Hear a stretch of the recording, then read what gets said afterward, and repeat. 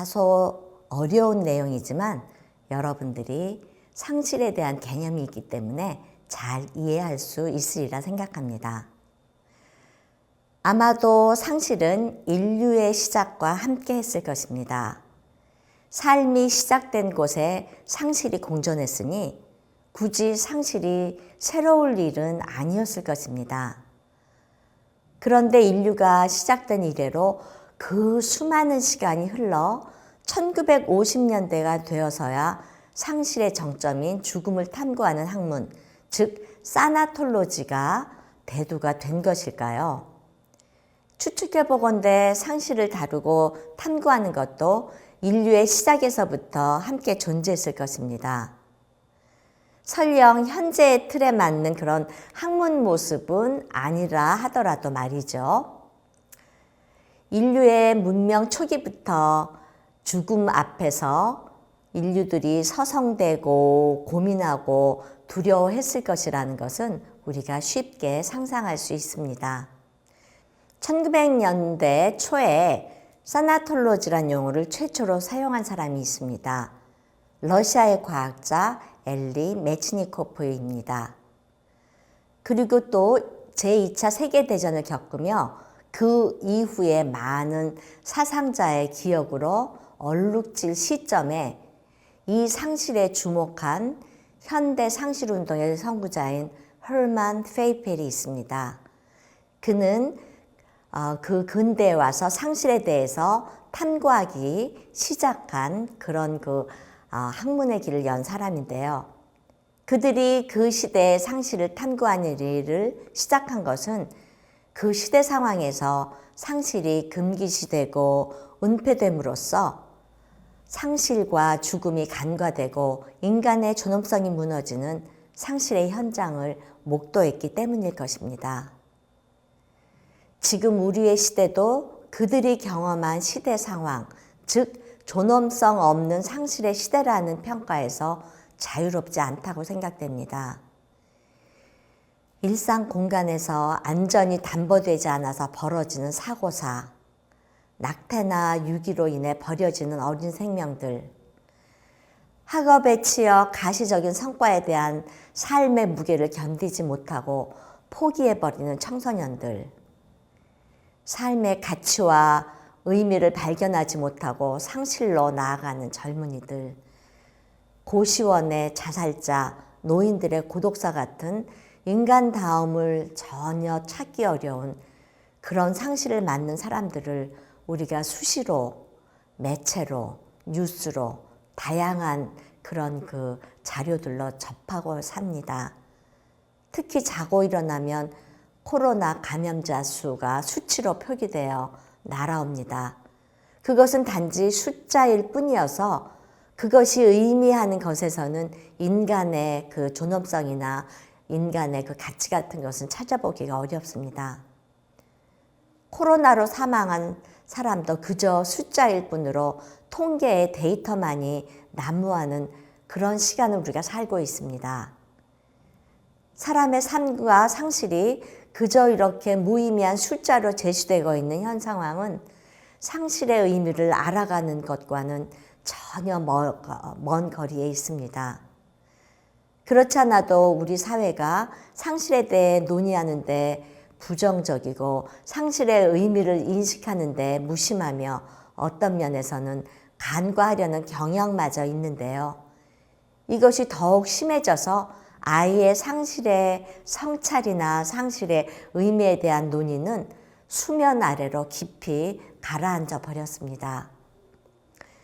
더구나 예기치 못한 사망으로 인해 남아있는 유족들의 비탄이나 그들의 삶의 부서짐에 관한 것들은 관심이나 애도를 받지도 못합니다.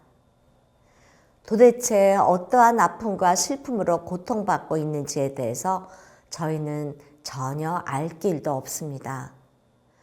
그럼에도 불구하고 주변을 보면 코로나 감염자와 사망자들이 숫자로 압도당하는 현실에서도 사람들은 이러한 사태로 인해서 상실을 맞은 사람과 그 상실 주변에 남은 사람들의 고통과 슬픔에 동참하고자 하는 마음들이 있음을 봅니다. 그 애도할 권리조차도 모르고 어떻게 애도할지도 모르고 무심히 지나치는 이 현실이 안타까울 뿐입니다. 이런 상실에 있어 공동체가 함께 겪는 집단적 외상도 마찬가지입니다. 코로나를 비롯해 여러 예상하지 못하거나 충격적인 방식으로 일어나는 사건들을 겪으면서 트라우마가 남았어 라는 말을 우리는 종종 듣습니다. 충격적인 상실을 겪은 결과이죠.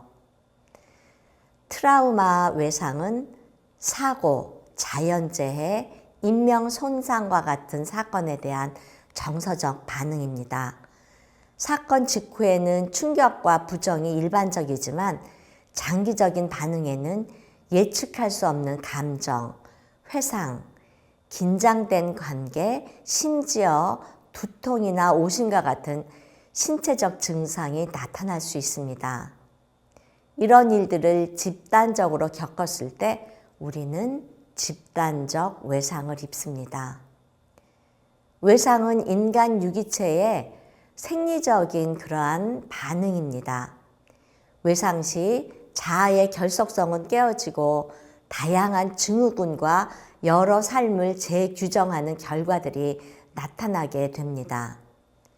카루스는 외상 충격을 이렇게 정의했습니다.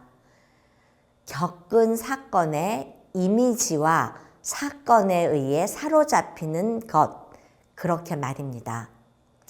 외상 후에 나타나는 외상 후 스트레스 증후군은 그 한 번 경험한 사건을 회상하면서 지속적으로 불안 증세를 나타내며 매우 광범위한 영역에서 심리적인 또 정신적인 장애를 나타내는 것입니다.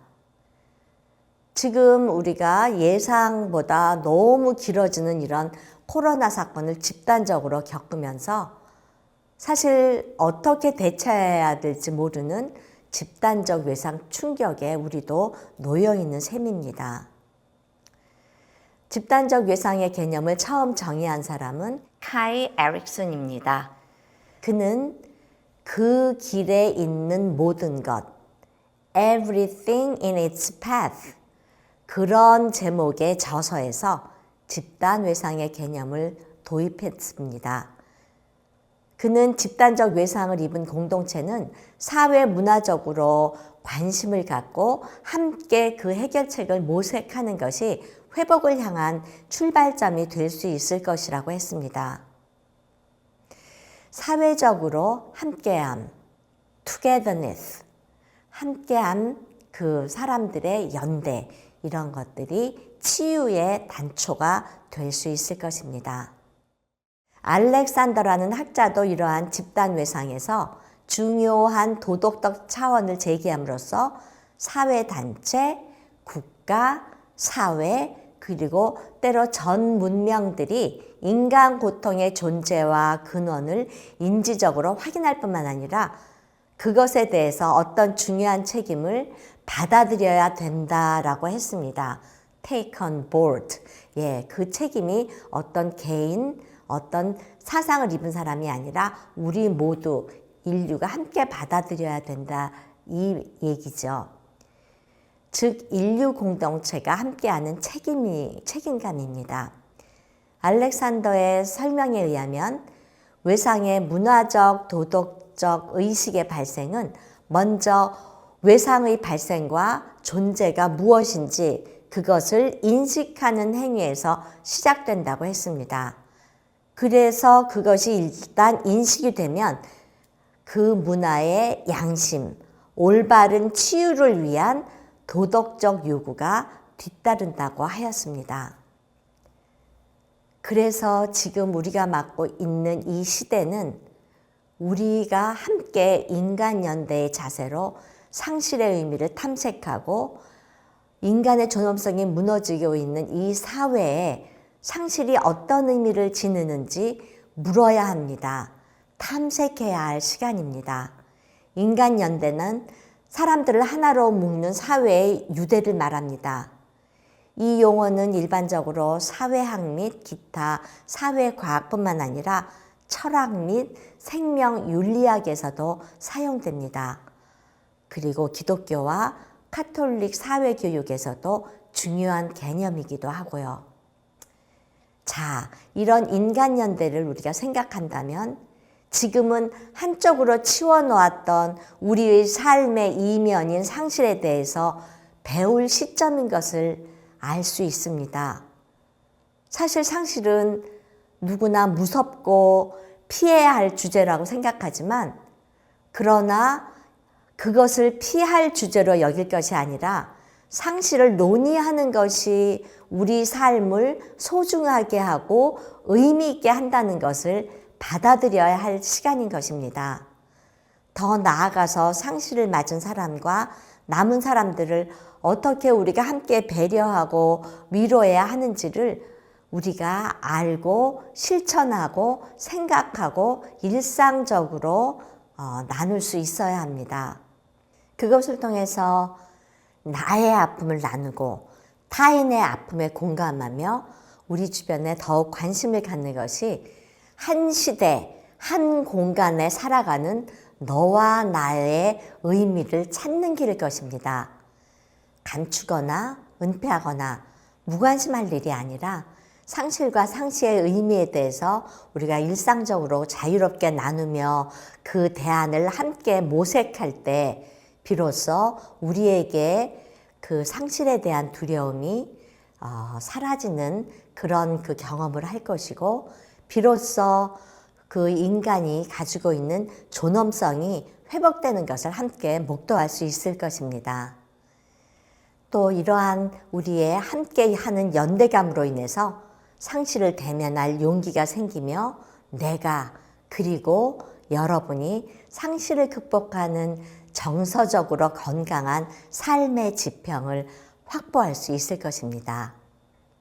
교수이자 작가인 케네스 도카는 1989년에 발간한 그의 저서 권리 박탈된 비탄, 숨겨진 슬픔을 인식하기 그 저서에서 박탈된 슬픔의 개념을 소개합니다. 도카는 권리를 박탈당한 슬픔에 대해서 권리 박탈된 비탄은 공개적으로 인정되거나 사회적으로 승인되거나 공개적으로 애도하지 않는 손실을 입었을 때 그 사람이 겪는 경험에 대한 슬픔이라고 정의를 내렸습니다. 권리 박탈된 비탄, disfranchised grief. 즉 비탄의 권리를 박탈당한다는 것은 특정한 사람의 상실에 있어서 그 사람으로서 그 사람의 아픔이나 상실이 인지되지도 못하고 인정받지도 못하므로 애도받을 권리를 박탈당한 것을 의미합니다. 그래서 권리 박탈된 비탄은 단순히 눈에 띄지 않거나 잊혀지거나 숨겨진 상실만이 아니라 사회적으로 거부되고 지지받지 못하는 그런 상실의 경우에 발생한다고 볼 수 있습니다. 지금 우리 주변에 이러한 상실과 상실들이 만연되어 있습니다. 개인은 슬퍼하지만 다른 사람들은 그렇게 할 권리를 인정하지 않는 것입니다. 애도받을 권리도 어떻게 애도할지도 모르고 무심히 이 현실을 지나고 있을 뿐입니다. 그러나 우리는 이웃이 겪는 고통에 무심하지 않아야 합니다. 왜냐하면 우리는 그들과 인간 연대성으로 연결된 사람들이기 때문입니다.